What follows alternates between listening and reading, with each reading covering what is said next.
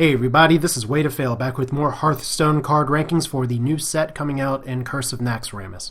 We're looking at numbers 20 through 11 today, the middle set of cards. Doesn't mean that this is the middle tier or anything, I just split these up by 10s to kind of sort out the videos a little bit. And remember that not all rankings are made equal, these are not incremental rankings, some cards are very close together in the set. And I bring that up in part because, let's start with number 20 here, the Voidcaller.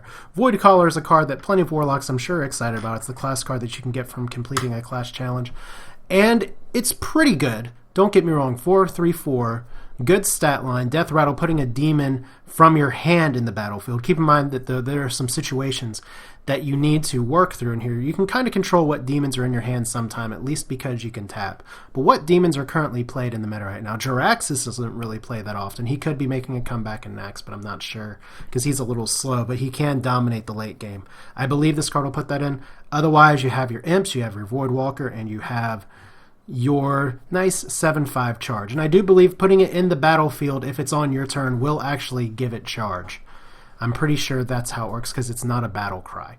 So you can get some additional bonus for this 4 mana. It's not terrible, but the fact is that if you have a clunker of a hand, which maybe as a Warlock you shouldn't, but it only brings in demons.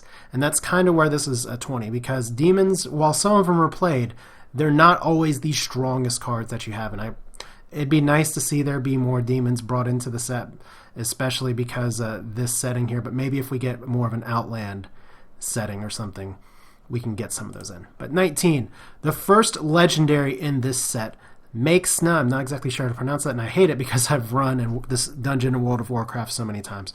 But this is the first legendary on the field. For those of you who are not aware, you acquire these cards through completing adventure mode, meaning everybody's going to get this legendary. You don't have to spend 1600 dust for it. You do have to spend a ton to get the gold version. Well, that's a controversy for another day.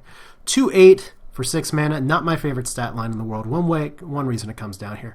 Destroy any minion damaged by this minion is really nice, though, because this card does have 8 health, and if you do play it in a Hunter deck, you can actually get some really great mid-range value for this if you put a Houndmaster on it, because it is a beast. Spiders are not their own separate category.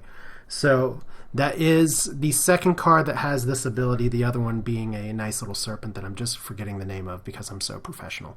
But Maexxna, which I'm just going to go for that pronunciation, not bad. The 2 attack is a little bit of a downer, but keep in mind it does kill everything it touches. But still, 8 health's nice, but I can see this being primary removal target / the 6 mana spot's already really crowded with things like Cairn, Sylvanas, lots of other cards, especially some class cards even, where I'm not sure if this would get play over even things like Argent Commander or Sunwalkers. Still a good card, could be very good in the landscape for Naxxramas if it changes. 18, on the other hand, is a card that, while on paper it may not look as good, it's going to see a lot more play. It could even be a standard 1-drop for Hunters. Just because of the fact that it's a 1/1/1, yes, it's like a Novice Engineer, but just for 1 mana. It's a 1 mana card draw. When it dies, and it's 1 mana, so it will die, you get it to draw a random beast card. So if you need a creature, you can get a creature. Keep in mind that Unleash the Hounds is a spell, so this will actually get you possibly even a Savannah Highmane or something, but still, the 1 mana, you're going to see this in practically every single Hunter deck. The reason that it's not ranked higher is it's still a 1/1/1. So but for Hunters, card draw can really be an issue, and this is a good help for that. So I like the card. There's just other cards that impress me a little bit more. 17, Death's Bite. One of these cards that impresses me a little more, not so much because of the fact it's a 4/4/2 weapon. The fact that once this card dies, it's interesting to see a weapon with a Death Rattle, but there you go. It does 1 damage to all minions. Now, if you've played Control Warrior or seen Control Warrior play, you know that they like activating their own creatures by doing things like damaging them, whether it's enraged creatures like Gromash or whether it's Acolytes of Pain. And this is an additional way to try and do that. It's pretty much just a Death Rattle Whirlwind.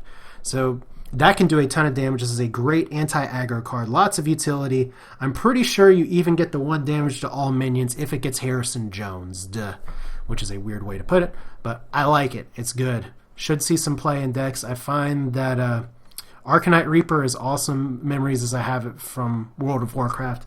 Not quite as playable in the 5 slot, even though it does a ton of damage. You're going to see Death's Bite played quite a bit. Number 16, Honeycreeper. I like this one because, once again, it's a cheap beast. It's a 2-drop. You get another fast card for anyone to play. And when it dies, you get 2 1/1 spectral spiders. So that's one creature that turns into 2 creatures. This is an awesome card for token decks. This is an awesome card for kind of fast rushdown decks. I can see this being dropped into a lot of zoo decks as well, even though this creature is not as survivable as some people like to play in zoo. But there's a lot of utility for this card, and because it's cheap, it's easy to fit in the decks. But especially the fact that it brings 2 spectral spiders instead of just 1, great, because that's however mathematically amount of stats that it should be. 3/4 for 2 mana. Can't do much better than that. Plus 3 bodies, so you can buff them further, even with something like a Flame Tongue Totem. Now 15, you're going to see a small series of events here, and some people may be a little bit see a little bit of a low point to see a Stalagg drop down here. The Death Rattle, we'll get to that in a minute, but let's just look at the stats itself, because this is pretty much a physical creature. 5 mana for a 7/4. It's Illidan stats, almost. 5 mana, there's not a lot of great 5-drops, and 4 health we're not on Core Hound levels at this point. 7 damage is a lot, but 4 health is relatively easy to remove for most classes. Even if you can just put up some basic taunts, a lot of classes can deal with it. It's a heavy hitter. That's kind of the part of that, okay, this card's going to die. So if we get to card number 14, Feugen, if Feugen dies and then Stalagg has already died, and then the other way around, you get to summon Thaddeus. Now, we'll get to Thaddeus in a little bit here.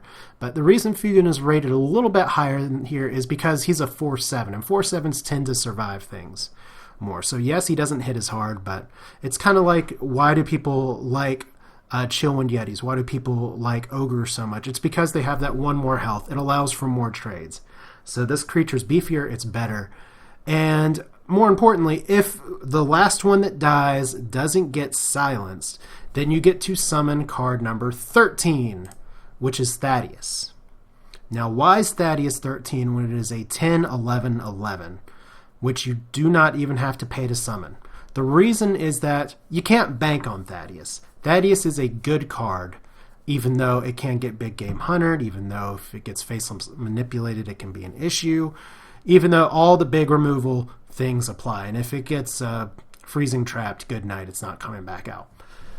But the problem with Thaddeus is not that it's a terrible card. The problem with Thaddeus is that you have to meet a lot of conditions to reach it. You have to put your legendaries out there. You have to play 2 5-drops. They both have to die. The last one that dies can't be silenced, and then you get this guy.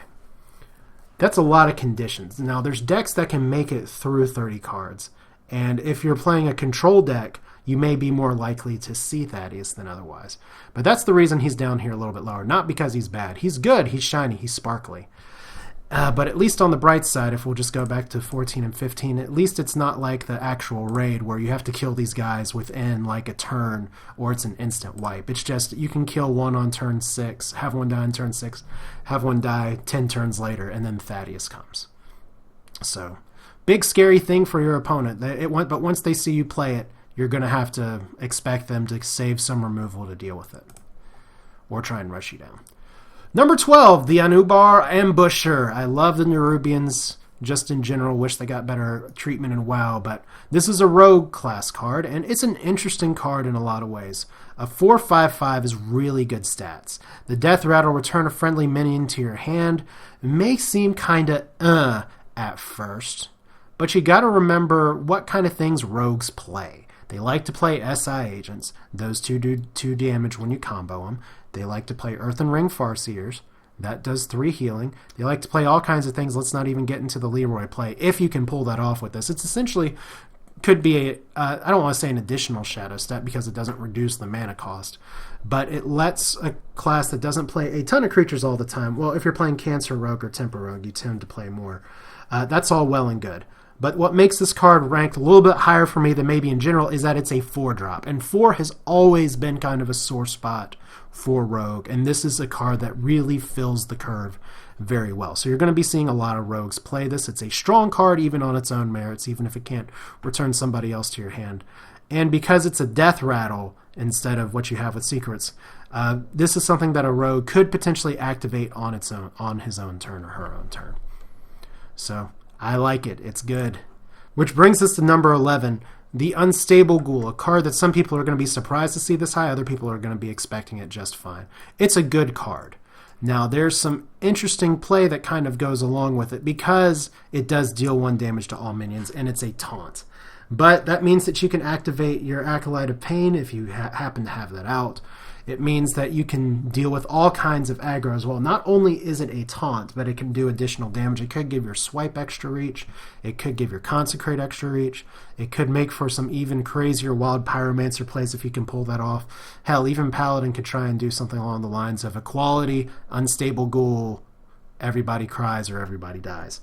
So while I did rank some cards lower because there's a condition or two that it has to meet to be useful, Unstable Ghoul is just really flexible. And it's a 2-drop, so it's really not going to break your curve very much. It's very good against aggro. It can have a lot of hidden utility otherwise. It's a card that is really kind of like a good toolbox opener. So that's the next 10 cards in the Curse of Naxxramas series here. Like I said, not all cards are created equal, and some cards are more equal than others. But I hope you have found the commentary insightful or interesting, and if you disagree, by all means, feel free to post in the comments. I love getting feedback and interaction from you all. Like I said, my ratings are subjective based on my experiences theory crafting with these cards, but once they all finally do get out into the wild, we'll know more. But still, it's fun to speculate, rank. Let me know what you think. Hope you enjoyed watching. That's it for now. This is Way to Fail. See you next time.